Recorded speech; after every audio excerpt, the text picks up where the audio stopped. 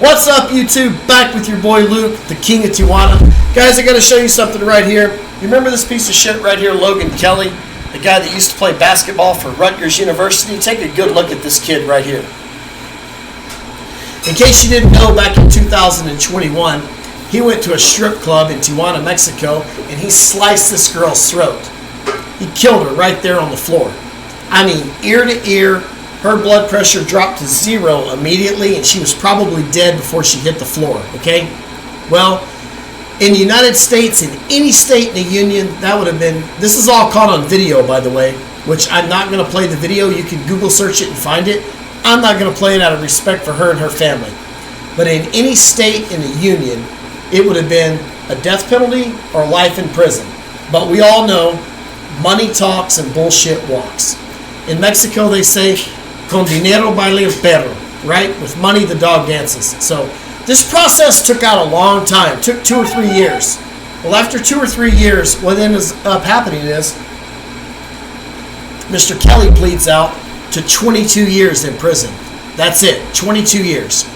Keep in mind, he was about 28 years old when this crime happened, 27, 28. So now there is a treaty between Mexico and the United States where you can interchange prisoners so they can do their time in their home country. Well, you know it. Again, money talks. Mr. Kelley has been transferred to the Federal Bureau of Prisons in Oklahoma City. He is now in custody of the BOP, the Bureau of Prisons. He's with the feds. Serve out his time. According to their website, bop.gov, his tentative release date is 2039. This guy's going to be 45 years old. He's going to have time to have a family, have kids. He's going to have time to experience all these things that this beautiful girl that he killed will never have time to experience. Let me show you her right now. But that's never going to happen for him because he's going to reoffend. He's got a major history, and he's probably under investigation for several murders of girls that disappeared in the United States.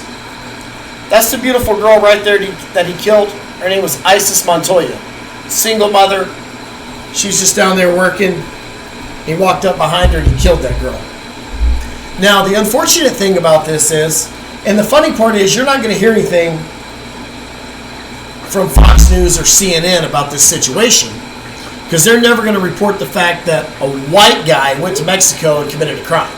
They'll talk about the cartels, they'll talk about the illegal immigration, they'll talk about the fentanyl, but they will never talk about a white guy going down there and committing a crime.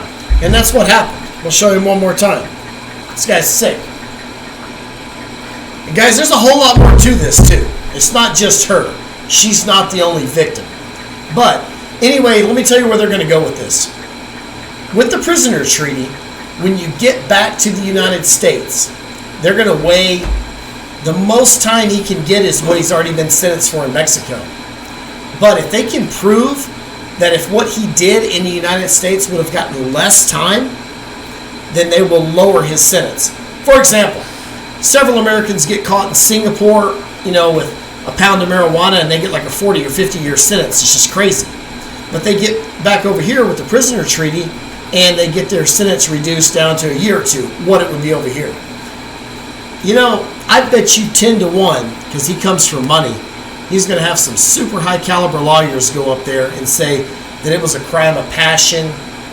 This was his girlfriend. He didn't know that she was working at the strip club. He didn't know that she was involved in prostitution. And when he saw it, he couldn't handle it, and he went and he slit her throat. Okay? That's what they're going to argue.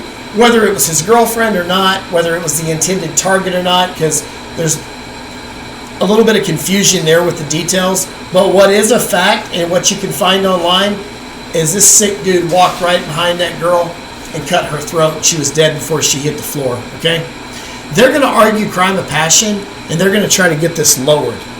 And all I can say to the people that are helping him, family's one thing, friends are one thing, but when you do something that this dude did, and you walk up behind a girl and you slice her throat ear to ear, there's no more help.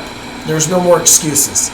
And, you might not have to answer to anybody on this earth, but one day, when you face your maker, you're going to have to answer for what you did. And I sure wouldn't want to have to answer for helping a guy like him out. Guys, hit that like and subscribe button. Luke Powell, King of Tijuana, Mexico, proud supporter of the Adelita Bar, the Hong Kong Club, the Chicago Club, keeping you guys in the loop. And until next time, we'll see you down the road.